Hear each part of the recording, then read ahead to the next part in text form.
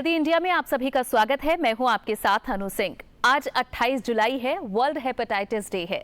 WHO हर साल 28 जुलाई को world hepatitis day के तौर पर मनाता है। इस दिन का मकसद है हेपेटाइटिस के प्रति लोगों को जागरूक करना।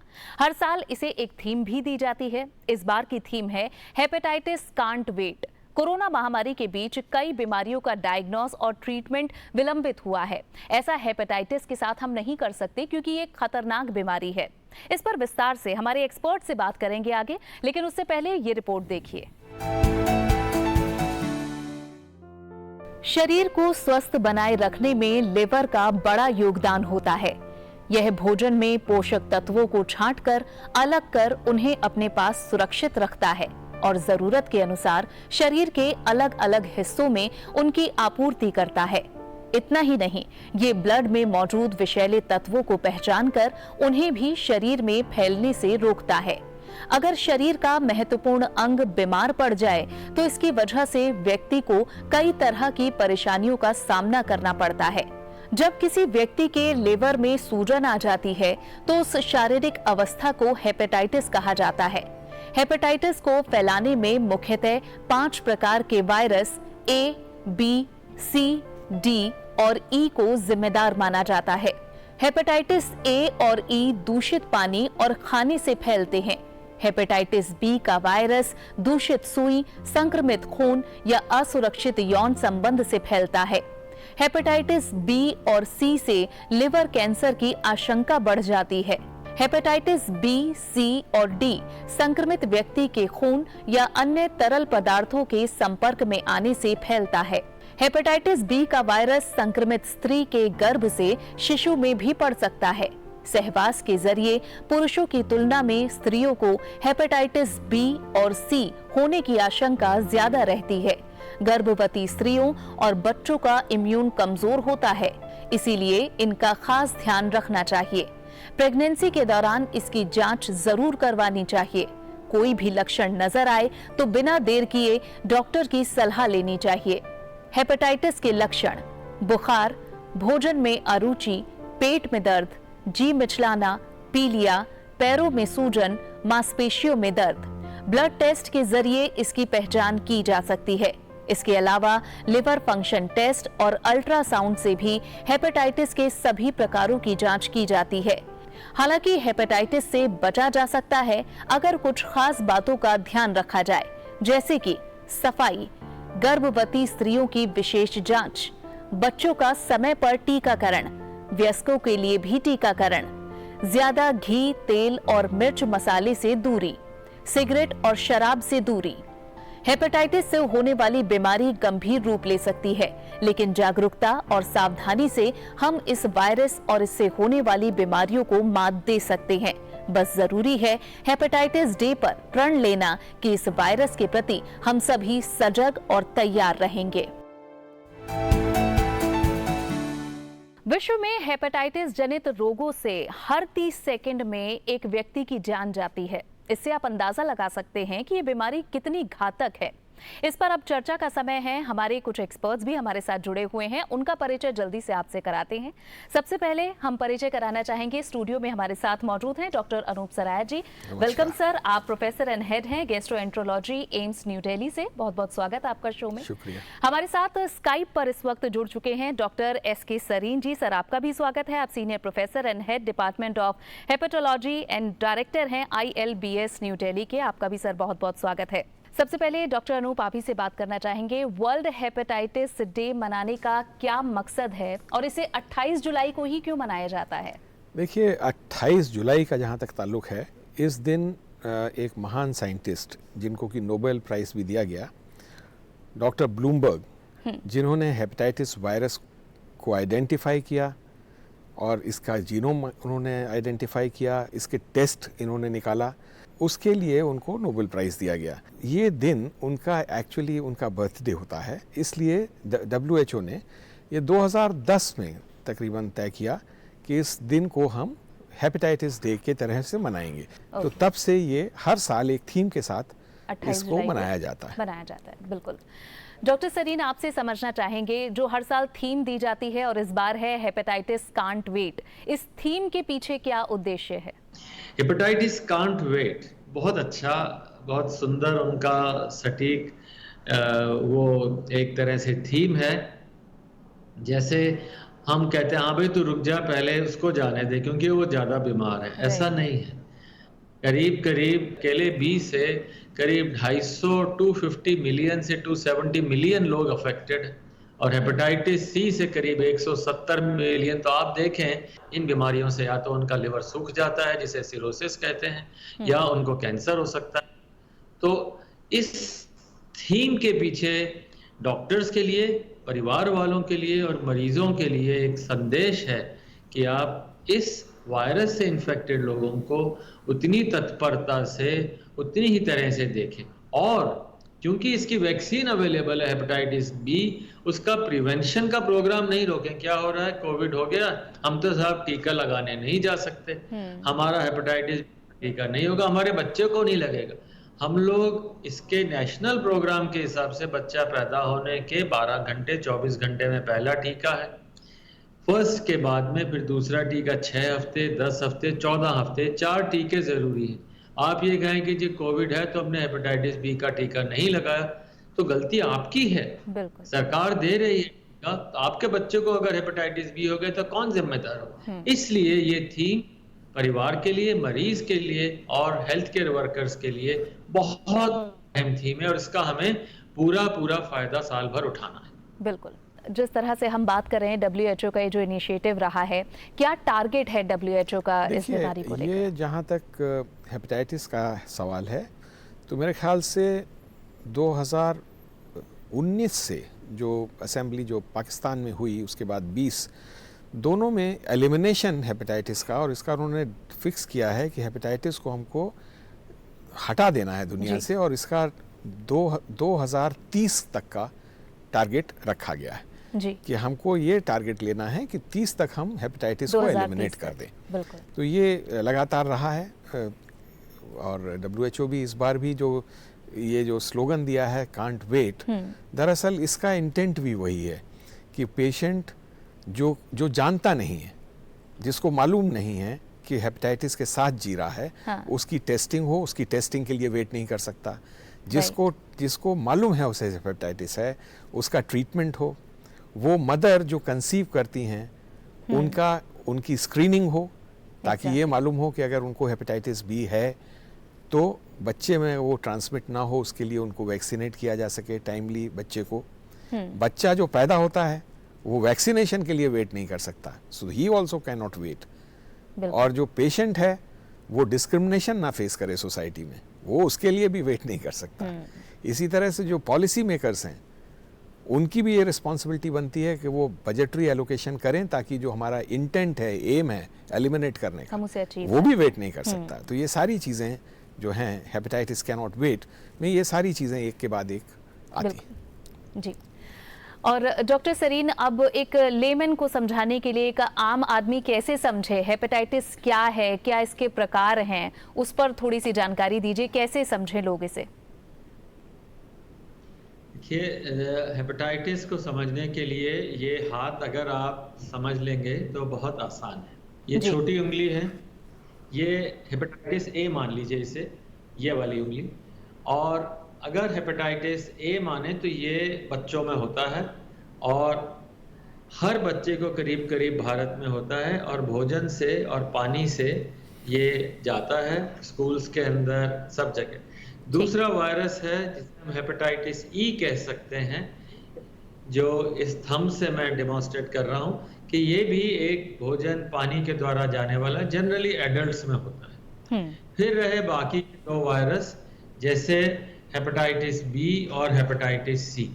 बी और सी ये दोनों बहुत कॉमन हैं और ब्लड से एक व्यक्ति से दूसरे में जाते हैं। और एक वायरस होता है डी, वो डी वाला वायरस जो है वो बी के साथ साथ होता है। तो मतलब देखा जाए तो ये 3 वायरस बी, सी और डी, ये सारे के सारे ब्लड या ब्लड प्रोडक्ट्स हैं, मतलब आदमी से आदमी को जाने वाले वायरस हैं। तो अगर हमने इनको बचा लिया, ब्लड हमारा साफ हुआ या माँ से बच्चे को ट्रांसमिट नहीं हुआ, तो ये वायरस हम बचा सकते हैं। हम करते क्या है, हेपेटाइटिस ए और ई, ये जो वायरस हैं, ये दोनों वायरस भोजन से या पानी से अगर गए तो ये पेट में जाकर के वहां से लिवर में चले जाते हैं। खाना पिया गया तो लिवर में कैसे पहुंचेगा, पेट से वायरस ब्लड के थ्रू लिवर में गया, वहां जाके ये लिवर में डैमेज करते हैं। बच्चों में अगर हेपेटाइटिस ए है, जनरली होके निकल जाती है, जैसे फ्लू की तरह से जी। खांसी बुखार हुआ, थोड़ी भूख बंद हुई, बच्चा ठीक हो जाता है। पर घर में एक को हुआ तो दूसरे को भी हो जाता है। तो hepatitis A generally self limiting है, अपने आप 2 से 4 हफ्ते में बच्चा ठीक हो जाता है। ओके। पर अगर बड़े में हेपेटाइटिस ए होता है तो कई बार बहुत सीरियस हो जाता है। डायबिटीज वाला है, मोटा आदमी है, उसको पीलिया बहुत ज्यादा है, फिर उसको कॉम्प्लिकेशंस हो सकती हैं, अस्पताल जाना पड़ता है। पर हेपेटाइटिस ई बड़ों में होता है, पर सबके लक्षण सेम ही होंगे, ए का हो चाहे ई का हो, लक्षण उसके अंदर एक्यूट होते हैं। बी और सी और डी है, उसमें बी और सी पे अगर सिंपल सा समझें कि वायरस जनरली माँ से बच्चे को आता है या खून के द्वारा आता है। माँ से जब बच्चा पैदा होता है तो बच्चा सोचता है कि भाई ये तो माँ से आया है, अपना भाग है, बच्चा उसको निकाल नहीं पाता, लाइफ लॉन्ग वायरस उसमें चना रहता है। ठीक। और डॉक्टर अनूप, जिस तरह से विस्तार में डॉक्टर सरीन ने बताया, लेकिन ये जो मौसम चल रहा है, बरसात का मौसम है, जिसमें बताया कि अस्वच्छ पानी और खाना अगर आप खाते हैं तो हेपेटाइटिस ए और ई होने की संभावना ज़्यादा रहती है। तो इस मौसम में हेपेटाइटिस के इन फॉर्म्स के लिए लोगों को कैसे सतर्क रहना होगा? जो ये ए और ई का संक्रमण है, ये फीको ओरल रूट है इसके ट्रांसमिशन का, ठीक है जी। तो ए, जैसे डॉक्टर सरीन ने कहा कि बच्चों में ज़्यादा होता है, और ए का संक्रमण एक तो दूषित जल, आप गांव में देखते हैं कि डिफिकेट करने के लिए, वो शौच के लिए ओपन स्पेसेस को में जाते हैं, राइट। तो वो वहाँ से जब बरसात होती है तो जो आपके वेल का वाटर है, कुएं का पानी है, वो भी कंटेमिनेट हो जाता है। इसी तरह से बहुत बार देखा गया है कि जो और वाटर सोर्सेज हैं वो भी कंटेमिनेट हो जाते हैं फीकल मैटर से। तो एक तो ये तरीका है जिसको हमें रोकना है, जहाँ हमें ट्रांसमिशन हमको मालूम होगा तो हम उसको ही रोकने की कोशिश करेंगे। रूट ऑफ ट्रांसमिशन क्या है, अगर ये हम क्लियर हैं दिमाग में हमारे, तो हम उसको रोक सकेंगे। तो जाहिर सी बात है कि हम पानी जो इस्तेमाल करते हैं, इस बात का ध्यान रखें कि हम डिफिकेट जो वाटर सोर्सेज हैं उनके आसपास ना करें, उन सोर्सेज से पानी ना लें। और दूसरा, ए के साथ ये भी देखा गया है कि फैमिली मेंबर्स के अंदर दूसरों को भी होता है, यानी फोमाइट, वो एक पर्सन से दूसरे में भी थोड़ा ट्रांसमिशन हो जाता है, जो ई के साथ नहीं होता है। अच्छा, ठीक है, तो ये ए में ज़्यादा कॉमन है, तो हमको आपस में भी थोड़ा सा ये ट्रांसमिशन ना हो, इसका भी ख्याल रखना है। लेकिन ये भी जानना ज़रूरी है कि हेपेटाइटिस ई का ट्रांसमिशन या ए का ट्रांसमिशन आसानी से ऐसे ही नहीं होता है जब तक कि फीको ओरल रूट से आप कंटेमिनेटेड वाटर ना ले रहे हों, या उस तरह के गंदे पानी से साफ़ किए हुए सब्जियां आप ना कंज्यूम कर रहे हों। अच्छा। रॉ फ्रूट्स हैं, कटे हुए रखे हैं, उस पर पानी छिड़का जाता है, वो गंदा है। हाँ। या आपने शौच के बाद हाथ साफ़ नहीं किए हैं और उसी हाथ से आप काम कर रहे हैं, या जो फूड हैंडलर हैं वो उसको उसी तरह से इस्तेमाल कर रहे हैं, तो उनसे अगर आप खाना लेके खाएंगे तो उसमें संक्रमण का ज़्यादा चांस होता है। तो जाहिर सी बात है कि बरसात के दिनों में आप बाहर पानी ना पिएं, खुले में जो गंदा पानी है अवेलेबल है उसे कंज्यूम ना करें। जो फल कटे हुए रखे होते हैं जिस पे मक्खियाँ भिनक रही होती हैं, उन खाने को ना खाएं। अगर सब्जी लाते हैं तो उसको ठीक से साफ़ पानी में पहले धो के उसको इस्तेमाल करें। और जो छोटी छोटी यही जो चीज़ें हैं, इससे आप ए और ई के संक्रमण को रोक सकते हैं। ठीक है। जहाँ तक बी और सी के संक्रमण का सवाल है, जैसे बताया कि इसका संक्रमण जो होता है वो ब्लड प्रोडक्ट्स के मार्फत होता है। तो अगर हमको बचाव करना है तो कैसे करना है? जाहिर सी बात है कि अगर हम प्रोफेशनल डोनर से ब्लड ले रहे हैं, यानी रिप्लेसमेंट या प्रोफेशनल डोनर, हमको अपने मरीज के लिए ब्लड देना है, तो वॉलंटरी डोनेशन जो होता है उसमें चांस कम होते हैं। जो प्रोफेशनल डोनर्स हैं वो हो सकता है कि एडिक्ट भी हों, जो इस्तेमाल करते हों, नशा करते हों, और उनके अंदर हेपेटाइटिस बी हो, दूसरी चीज़, ब्लड बैंक के अंदर 90s के बाद से हम हेपेटाइटिस बी के लिए और सी के लिए एक बार टेस्ट करने लगे। ओके। तो उससे इसका संक्रमण किसी हद तक रुका है। अब यहाँ पे फिर एक बात आती है कि जो हम तब टेस्ट करते हैं तो हम सिर्फ सरफेस एंटीजन टेस्ट करते हैं। तो कुछ लोग ऐसे भी होते हैं जिनमें कि टेस्टेड ब्लड के बाद भी पोस्ट ट्रांसफ्यूजन हेपेटाइटिस, जिसको हम बोलते हैं, यानी ब्लड से वो जा सकती है जी। तो हो सकता है कि अगर संभवतः ये एक अजीब सी स्थिति है कि हमारे पास ब्लड की कमी रहती है और दूसरे टेस्ट अगर हम और करते हैं तो उससे कॉस्ट बढ़ जाती है। बिल्कुल। तो उस सूरत में हमको ये इस्तेमाल करना पड़ता है। ठीक। तो कभी कभी इससे भी संक्रमण होता है।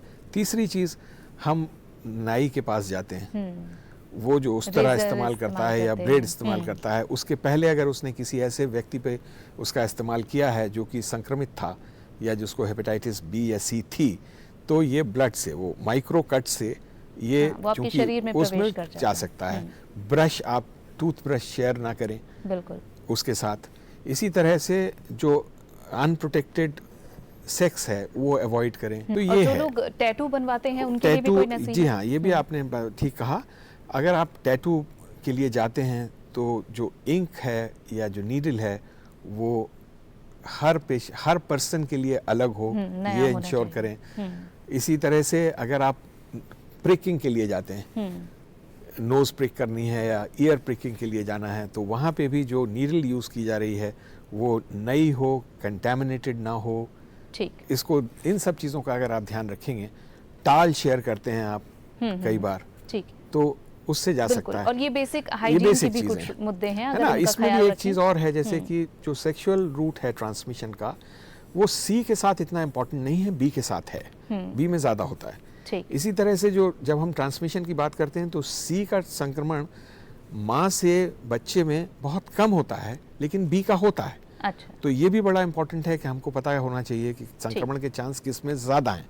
अगर हेपेटाइटिस बी पॉजिटिव मदर है और अगर उसका ई एंटीजन भी पॉजिटिव है तो बहुत ज़्यादा चांस हैं कि उसमें ट्रांसमिशन होगा। ऐसे बच्चों को हमें शुरुआत में ही, बर्थ के वक्त ही तुरंत वैक्सीन दे देनी चाहिए। बिल्कुल, और वो तो वैक्सीन अवेलेबल है सरकारी अस्पतालों में भी। हमने लक्षणों की बात कर ली है, क्या क्या बीमारियां होती हैं उसके बारे में बात कर ली है, किन तरीकों से ये वायरस आपके शरीर में प्रवेश कर सकता है, इस पर बात की। लेकिन डॉक्टर सरीन, अब इलाज पर आना चाहेंगे। आपने बताया कि टाइप ए और ई ये ऐसे हैं वायरस जिन्हें बॉडी अपने आप निकाल देती है, लेकिन इनके क्या इलाज अभी अवेलेबल हैं बी, सी और डी के लिए भी, और किसके लिए वैक्सीन उपलब्ध हैं, ये भी बताएं। आपने बहुत अच्छे सवाल पूछे। ए में जनरली डॉक्टर के पास जाने की जरूरत नहीं है, नॉर्मल डाइट ले सकता है बच्चा।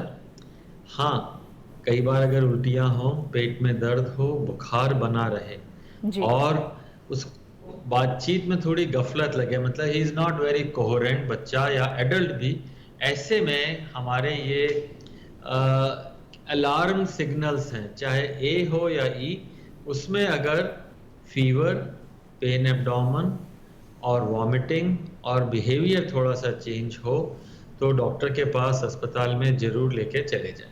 ठीक। दूसरा, अगर व्यक्ति एडल्ट है और उसको डायबिटीज है, ब्लड प्रेशर, कोई भी ऐसी कोमॉर्बिडिटी है या कैंसर का पेशेंट है, उनमें अगर ए और ई हो, उसमें भी खतरा हो सकता है, तो आप तुरंत अस्पताल ले जाएं। हाँ, हेपेटाइटिस बी और सी के लिए इलाज बहुत इम्पॉर्टेंट है। बी में नॉर्मली दवाई देने से लाइफ लॉन्ग हम वायरस को दबा सकते हैं। तो जैसे अगर एक 26 साल की लड़की है और उसको पता लगा हेपेटाइटिस बी, क्या हम उसका इलाज करेंगे? ज़रूरी नहीं है। हर व्यक्ति को दवाई की ज़रूरत नहीं है। अगर आपके लक्षण नहीं है और ब्लड टेस्ट में डॉक्टर कहता है कि भाई आपका लिवर का इंजरी नहीं है, मतलब आपके अंदर ऐसा कोई खराबी नहीं है, सिर्फ वायरस प्रेजेंट है, तो जरूरत नहीं पड़ेगी। हाँ, पर यही लड़की अगर प्रेग्नेंट होगी, उस समय उसको स्पेशलिस्ट की केयर चाहिए होगी। इसके अलावा हेपेटाइटिस बी का अगर कोई मरीज बन गया, जिसे मैंने कहा 6 महीने से ज्यादा वायरस रहा, उसके बाद में लिवर सूख सकता है, सिरोसिस हो सकता है और कैंसर भी बन सकता है। ऐसे व्यक्ति भी भारत में लाखों की तादाद में है। इन सारे व्यक्ति के लिए ये जरूरी है कि इनको हम वायरस की दवाई दें। वायरस की दवाइयाँ मुंह से खाने की 1 गोली रोज है, थोड़ी सी महंगी, कई बार लोगों साधारण हम जैसे लोगों के लिए ये भी महंगी हो सकती है, पर भारत सरकार का national viral hepatitis control programme 2018 से उसमें दवाई फ्री भी मिलती है। तो ये दवाई एक बार शुरू करके हेपेटाइटिस बी की स्पेशलिस्ट की एडवाइस पे लाइफ लॉन्ग ले। ठीक। इससे क्या है, वायरस दबा रहेगा। जैसे HIV में दवाई लेते हैं, वायरस दबा रहता है, कोई डिजीज नहीं होती। हाँ। इसीलिए अगर हेपेटाइटिस बी की दवाई भी लाइफ लॉन्ग ले, वायरस दबा रहे, तो कॉम्प्लिकेशंस, डिजीज नहीं होगी। ठीक। हेपेटाइटिस सी का इलाज बहुत आसान है। It is now like cutting nails from A nail cutter with A nail cutter. ये दवाइयाँ, ये भी सरकार की तरफ से नेशनल प्रोग्राम में है। 12 हफ्ते के लिए दवाई जनरली दी जाती है और 12 हफ्ते में वायरस निकल जाए 90% तक सक्सेस उन दवाइयों की। उसमें भी एक गोली रोज खानी है, 12 हफ्ते। और इसके बाद में अगर किसी को लिवर सिरोसिस हो गया है हेपेटाइटिस सी से, उसकी प्रॉब्लम है, उसको 6 महीने भी लेनी पड़ सकती है और उसके बाद लाइफ लॉन्ग इलाज भी कराना पड़ता है। तो बी और सी का इलाज साधारण है, सी का एलिमिनेशन भी आसान है। जैसे डॉक्टर सराय साहब ने कहा कि 2030 तक, ये WHO का गोल है कि अगर हम जितने भारत में हेपेटाइटिस सी वाले हैं वो अपना टेस्ट कराएं, डरे नहीं, बाहर निकलें, उनकी जांच के साथ अपना टेस्ट कराएं और अगर पॉजिटिव हैं इलाज करिए, कहानी खत्म। ठीक। हेपेटाइटिस बी के लिए भी अगर टेस्ट कराएं और टेस्ट के बाद में पता लगा कि पॉजिटिव है तो डरे नहीं, 2 भागों में डिवाइड करें, हेपेटाइटिस बी लिवर की बीमारी के साथ और हेपेटाइटिस बी बिना बीमारी के साथ। बिना बीमारी के साथ है तो लगातार आपको एक बार डॉक्टर से 6 महीना साल में मिलना चाहिए, और अगर बीमारी है तो फिर लग के इलाज करें। कई बार इलाज में हमें लगता है कि बीमारी नहीं रुक रही है, तो फिर ऐसे मरीजों के लिए 2-2 दवाइयाँ, 3-3 गोलियां लेनी पड़ती। But today treatment is possible. बिल्कुल, और जब इलाज अवेलेबल है तो ज़रूर उसके लिए आगे बढ़ना चाहिए, क्योंकि ये एफर्ट आपको खुद करना पड़ेगा। और डॉक्टर अनूप, जिस तरह से पूरी डिटेल बताई कि आप किस तरह से इलाज करा सकते हैं, लेकिन ये कैसे पता लगाया जाए और कैसे लोग इनिशिएट करें, कौन टेस्ट कराने जाए, कुछ ऐसे सिम्टम्स हो जिसके बाद आपको टेस्ट कराने जाना चाहिए? देखिए, जैसे बताया कि हेपेटाइटिस में जो लक्षण हैं, जब भी लिवर का इन्वॉल्वमेंट होगा, इन्फ्लेमेशन होगा, तो भूख कम लगेगी, कुछ लोगों को पीलिया हो सकता है, कुछ लोग एसिम्प्टोमेटिक भी रह सकते हैं। कई बार क्या होता है, आप ब्लड देने गए तो आपका ब्लड टेस्ट किया गया, उस समय मालूम पड़ा कि आप पॉजिटिव हैं, या आप इंश्योरेंस के लिए जा रहे हैं, आपका टेस्ट कराया गया तो मालूम पड़ा पॉजिटिव हैं। तो ये सब एसिम्प्टोमेटिक पेशेंट्स होते हैं। लिवर की कोशिकाओं के टूटने से जो एंजाइम्स ब्लड में आते हैं, अगर इनका लेवल बढ़ा हुआ है, तब हमें ये सोचना होता है कि इनको ट्रीटमेंट की ज़रूरत है या नहीं। जैसे सर ने बताया कि ANE के लिए कोई ट्रीटमेंट नहीं देना है, वो अपने आप भी ठीक हो जाते हैं।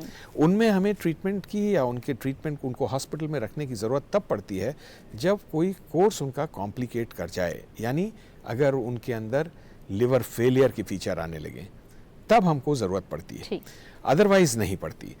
BNC के साथ हम ये देखते हैं कि अगर एंजाइम्स बढ़े हुए हैं, उसमें हेपेटाइटिस बी के साथ हम, ये एक DNA वायरस है तो हेपेटाइटिस बी वायरस DNA का लेवल देखते हैं। और इसी तरह हेपेटाइटिस सी में हम जब डायग्नोसिस करते हैं तो एंटीबॉडी देखते हैं। एंटीबॉडी का अकेला होना ये दिखाता है कि इन्फेक्शन हुआ था। अच्छा। लेकिन अगर एंजाइम्स बढ़े हुए हैं, इसका मतलब ये है कि ऑनगोइंग एक्टिविटी चल रही है। तो इसके अंदर वायरस एक्टिव है, यानी इस वायरस को ट्रीट करना है। तो उसके लिए हम HCV RNA का भी लेवल देख लेते हैं।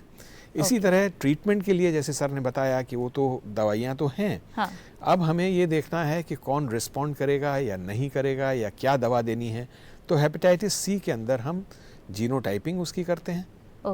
तो उससे भी जीनो 1 एंड जीनो 3 हमारे यहाँ ज़्यादा कॉमन है, जो इजीली रिस्पॉन्ड करता है। थोड़ी दवाइयाँ इस किस्म की हैं, पैन जीनोटिपिक दवाइयाँ आ गई हैं, जिनको देने से हम सबको कवर कर सकते हैं। तो जैसे सर ने बताया है कि हेपेटाइटिस सी आज एक क्योरेबल डिजीज़ है। हेपेटाइटिस बी हम कंट्रोल कर लेते हैं, वायरस को सप्रेस रखते हैं, बिल्कुल, लेकिन हेपेटाइटिस सी हम क्योर भी कर देते हैं। तो ये क्योर है। बिल्कुल। और अब क्योंकि समय भी बहुत कम है, अंत में बस आज वर्ल्ड हेपेटाइटिस डे पर आप डॉक्टर्स क्या संदेश हमारे दर्शकों को देना चाहते हैं, वो भी आपसे जान लेते हैं। शुरुआत डॉक्टर सरीन आपसे करेंगे।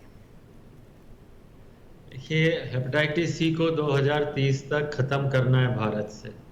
हर व्यक्ति जिसको कभी खून चढ़ा, कोई ऑपरेशन हुआ या बार बार डायलिसिस वगैरह के लिए गया या जिसने टीके या टैटू लगवाए, 1998 से पहले अगर ये सब हुआ, जब से भारत में हर जगह टेस्ट नहीं होते थे, बल्कि मैं कहूँगा 2000 से, जी उससे पहले किसी कोई छोटा बड़ा ऑपरेशन हुआ हो, कार्डियक हुआ हो, वो सारे व्यक्ति हेपेटाइटिस सी का टेस्ट कराएं। दूसरा, कभी आप किसी कारण से हॉस्पिटल जाएं, जैसे अब सारा भारत वैक्सीनेशन के लिए जा रहा है, अरे भाई आप जा रहे हो वहां पे एक ब्लड टेस्ट भी करा लो, उसमें बी और सी का टेस्ट करा लो, 50 रुपए में पता लग जाएगा कि बी और सी है कि नहीं। तो पहला ये है कि टेस्ट कराना है। दूसरा, हम आज प्रतिज्ञा लें कि हर पैदा होने वाले बच्चे को हम हेपेटाइटिस बी का टीका, चारों टीके लगवाएंगे। तो आप मान के चलिए नेक्स्ट जनरेशन बच गई। फिर हमें 60 से 70 साल चाहिए जिनको अभी पॉजिटिव वायरस है, उन्हें सबको ट्रीट कर दे। तो फिर वायरस आएगा कहाँ से? नए पैदा होने वालों को 100% वैक्सीन, जो अभी हैं उन सारे लोगों को हमें ट्रीट कर दें, भारत हेपेटाइटिस बी और सी से मुक्त हो जाएगा, सुरक्षित रहेगा। बिल्कुल सही। और डॉक्टर अनूप, अंत में आपसे भी एक संदेश चाहेंगे इस दिन के लिए। देखिए, अब बी एंड सी के बारे में तो डॉक्टर सरीन ने कह दिया। ए और ई से बचना है तो हमको अपने जो खान पान में इस बात का ख्याल रखना है कि जो प्रदूषित जल है उसको हम इस्तेमाल ना करें। जो वाटर सोर्सेज हैं उनको हम क्लीन रखने की कोशिश करें, उसके आसपास डिफिकेट ना करें, और अपना जिसे कहते हैं ऐसी चीज़ें, जैसे जो लोग ड्रग्स लेते हैं, नीडल शेयर करते हैं, वो सब इनमें ना करें। इसी तरह से अनप्रोटेक्टेड सेक्स अवॉइड करें, तो हम इन सब का संक्रमण भी रोक लेंगे और इन सब बीमारियों से बच भी सकते हैं। अपना जब नाई के यहाँ जाएं तो इस बात का ख्याल रखें कि रेजर वो साफ सुथरा हो, ब्लेड नया हो, छोटी छोटी चीजें, और रेजर अपना ब्रश भी शेयर ना करें जो लोग करते हैं।